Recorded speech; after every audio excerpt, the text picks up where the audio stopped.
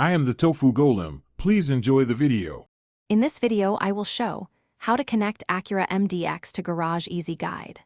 Start by parking the MDX close to the opener and switching the ignition off, then locate the garage remote. Next, retrieve the MDX owner's manual and the garage opener manual to identify programming buttons. Take care to disable any rolling code features temporarily and ensure fresh batteries in the remote for a smooth pairing experience.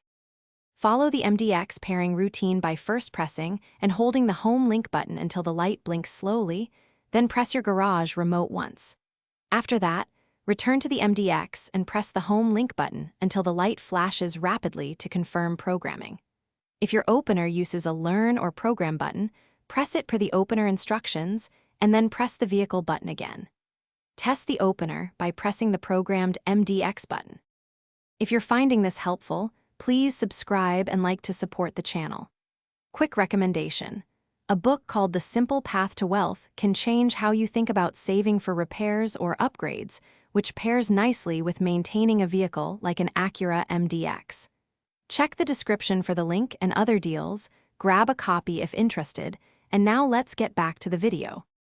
If the garage won't respond, try a clean reset of home link by holding the outer buttons for about 20 seconds to clear old codes. Swap batteries in the remote and retry the programming sequence, and move the vehicle closer to the opener if signal strength seems weak.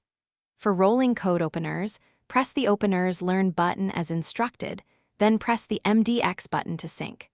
Repeat if necessary and double-check manuals. Thanks for watching. Consider subscribing if we helped you today.